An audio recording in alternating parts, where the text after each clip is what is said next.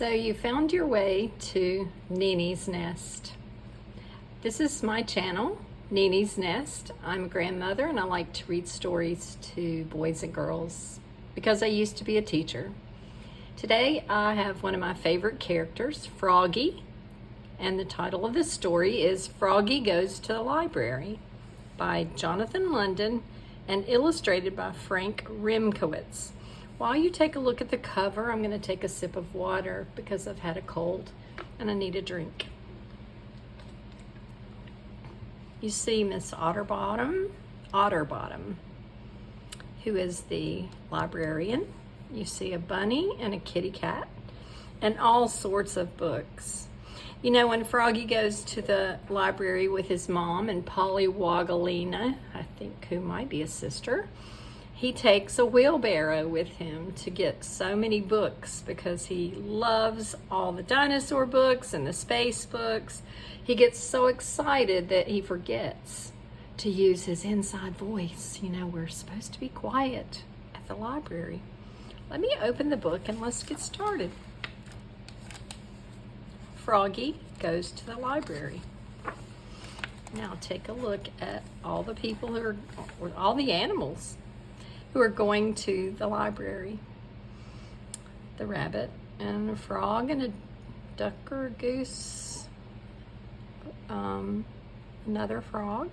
It looks like a family of frogs actually. A baby frog and a mama frog and maybe the daddy.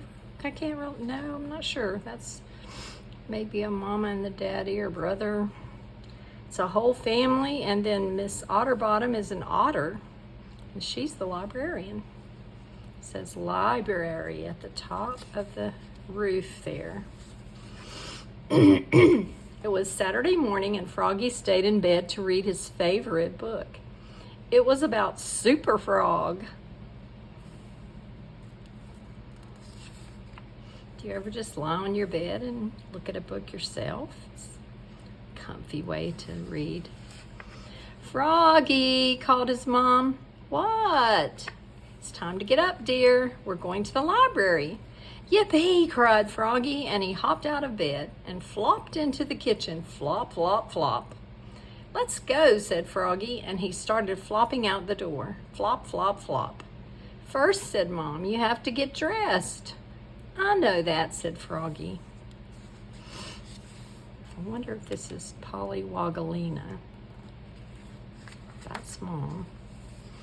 And he flopped back to his room and got dressed. Zip, zoop, zup, zut, zut, zut, zap. Then he flopped back, flop, flop, flop, and said, let's go. I want to get books about Super Frog and T-Rex. But first, eat your breakfast, dear. Yum, said Froggy. Home flies and ketchup. Munch, crunch, munch. Do you like home flies? Or do you like home fries? You know, frogs like flies, so he has that for breakfast, home flies. Then Froggy raced out the door. Froggy, called Mom. What? Don't forget your book bag, dear, so you can carry home lots of books.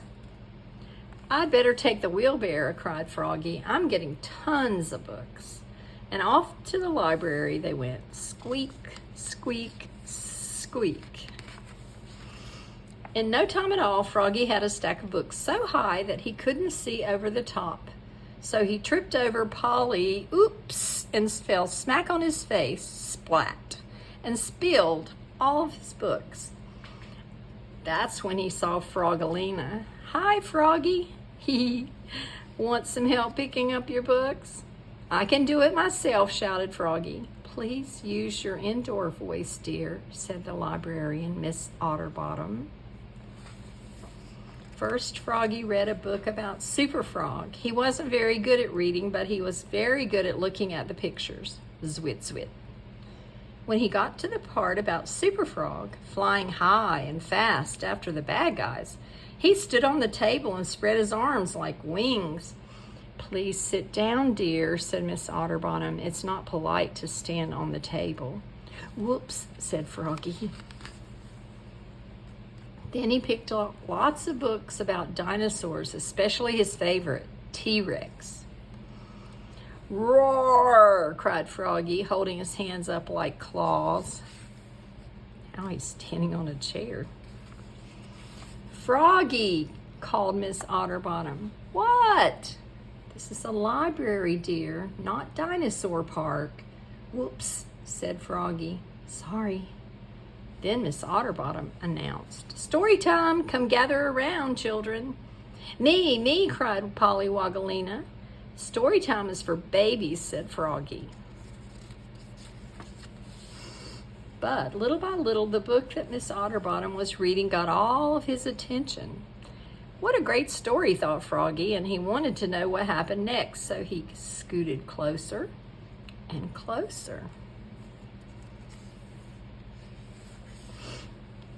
And when she started doing rhymes and songs, he got so excited that he leapfrogged over Froggalina. He leapfrogged over his mother. He leapfrogged over Polly, right smack beside Miss Otterbottom, and started singing, Wiggle, wiggle, waggle, waggle, giggle, giggle, gaggle, gaggle. And the kids all laughed like crazy. And Froggy kept singing and dancing until suddenly it grew quiet, so quiet you could hear a fly burp. Froggy took one look at Miss Otterbottom and uh-oh, he knew he was in trouble. Whoops, cried Froggy, looking more red in the face than green. Miss Otterbottom stared hard at him, then smiled and joined in, and so did everybody else. Wiggle, wiggle, waggle, waggle, giggle, giggle, gaggle, gaggle, until story time was over. That's looking really fun. Everybody joining in, even the librarian. Thanks for being so energetic, Froggy, said Miss Otterbottom, and she handed him the book she had been reading aloud and said, I'm glad to know that Froggy loves books. Come again soon. Thanks, cried Froggy. Books are the best, and he put it on top of his pile to check out. Then rolled his wheelbarrow full of books with Polly on top, singing wiggle, wiggle, waggle, waggle, giggle, giggle, gaggle, gaggle. All the way home, squeak, squeak, squeak. That was fun. If you like to go to the library, maybe you'll find this story about Froggy and some of the others by this author, Jonathan London. And if not, come back to visit us here where I read on Monday, Wednesdays, and Fridays. And don't forget to go right now and give this story a thumbs up and hit the notification bell and subscribe to my channel so that everyone will learn there's a place you can come to hear someone read a story to you 3 times a week. And you come back too on Wednesday. Glad you were here.